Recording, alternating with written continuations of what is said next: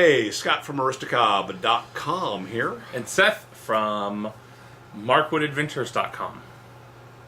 And together, the three of us, we are Markwood Men's Breakfast Club. Welcome once again to Tobacco Advent, our countdown to Christmas. Morning, boy. Good morning, Homer. So, today we have a very, very special tobacco. Do we? And this was chosen by, let's just call them a friend of the show. Oh, okay. And that would be me. Okay. We are at that point where we knew we would get, where again, as we pre-record some videos, we've used up the tobacco that we have on hand. Right. So there's still time to get tobacco and videos to us. Again, contact me at Aristocob@gmail or hit us up on the messenger here on YouTube if you can find it. Tell you where to find it.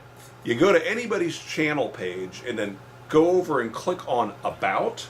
And on that page, you will find a little box that will send a message.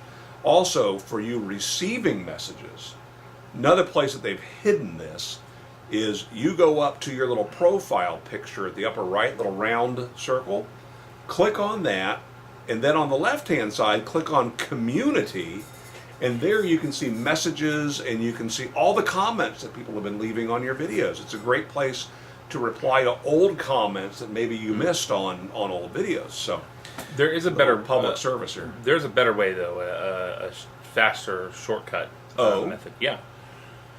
You go to your email and send an email to aristocob@gmail.com, and then he sends an email back to you, and you get it in your email, and you don't have to navigate the labyrinth of YouTube. That could work too. All right.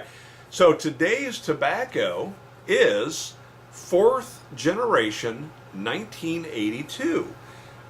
This is from gosh, I always forget this dude's name. This is terrible. What is the guy's name? I don't know. What's the box say? What's the tin say? Made in Denmark. I want to say Stokkebye. Okay. I think it's Erik Stokkebye, but it's just forgive me. It's Erik Stokkebye. Forgive me that I forget that. I forget everybody's name. But this is a tobacco that appeals to me as an aromatic smoker. Why don't you read the description on the back real quick? The 1982 Centennial blend celebrates our family's 100-year anniversary in the tobacco business, and I believe you will truly enjoy this mixture. The 1982 is a slow-burning mixture comprised of Golden Virginias, sweet and soft mild black Cavendish, light Burleys, and blended with small plugs of Navy Flake to ease the burning. French vanilla and blackberry top dressing is added as a final step, creating an outstanding room note and a distinctive taste experience. Enjoy. Now, I may have had this in the past, and there was one of these that I had that on first smoke, I realized it needed to be left open for a day or two.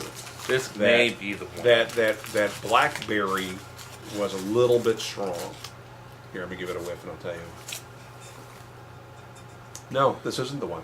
It smells like This isn't the one. Smells like a freshly pressed jam. Yeah, all right, should be good. It smells delicious, but So while we load our pipes, let's go to me asking the question of the day. Stick with us because there's actually a benefit to you in this. So our question of the day is, and I wrote it down, which Aristocob corncob pipe do you think would be the best choice for a snowman?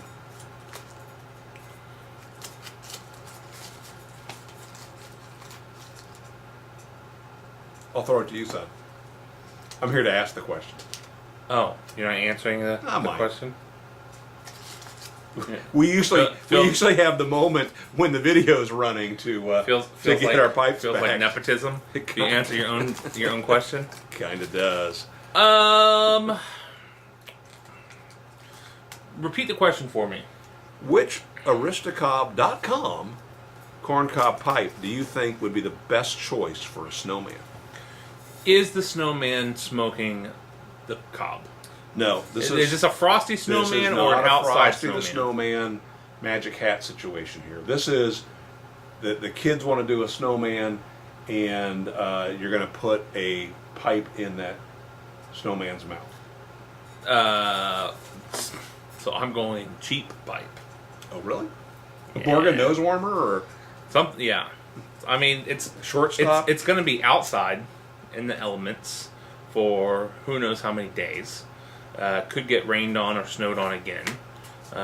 Could get picked at by beasts of the air and Beats? It's not beasts. It's not beat season. Beasts of the air and land. I was gonna say sea, but probably that seems unlikely. Depends on where you look. Crabs picking at the pipe. You know, They're gonna have a tough time navigating that snowman. right. So No, I mean, yeah. If that's what you're going for, I think probably cheap because it's outside. That said, I think probably this. What is this? Style. that would be a kernel. I think this is close-ish to a classic snowman look. All right, so I'm going to give you some advice because I have had my corncob pipes volunteered to some snowmen. Yep. And the first surprise that the kids had was once you stick the pipe into the snowman's face far enough that it stays in, there's not much corncob pipe sticking out of that snow, right? Right. So you end up with that look. Gotta go with a wizard then. So you got to go with something longer. Yeah. Or you do what I did one year, and I did take a pipe that was probably that very pipe you picked up. I took the stem out and I added a length of wooden dowel. Yeah. And then that went in, and then that much of it was sticking out Right. of the snowman's mouth. I want to see a snowman though that can hold this sucker up. That's going to take some guy wires coming up over his head, some monofilament line or something, 100-pound test. Would be kind of cool to do though. We could probably get somebody to rig us up some e-juice pumping out of that. Wouldn't that be cool to have a smoking snowman? We need to do this. Jay, it's up to you and me, buddy. We need to do. We need to do this. I can tell you, having tried to make An e-cig. an e-cob for 3 cob fooleries and having failed 3 separate times, it's not me. I'm not the man for the job. Well, I think that to make this work, it really just needs to be an illusion of the pipe producing the smoke, right? Ah, I know. So then you could create somehow a Easy. smoke box, Easy. and then pipe it to a tube to the pipe, because you want it to puff, right? You don't need a continuous flow of Dry ice. Dry ice could work, yeah. A piece of dry ice and some water in your cob. No. You want volume, man. You Oh, want- that's going to be some volume. But I think you need heat because you're going to want to have that Have it floating. have it Right. floating. So we're going to work on that because I think that's doable. We should definitely do that. So we've had a couple of these. I'll tell you what, a straight version of the 5-star General. That's the MacArthur pipe that is built more in the style of what Douglas MacArthur used to actually smoke, right? So that's the one that has a bit more cob beneath the shank. The version that Missouri Meerschaum evolved to over many years was a lot of cob up above Right. the shank, and that's not the way he smoked his pipe. It was down about like that. Right.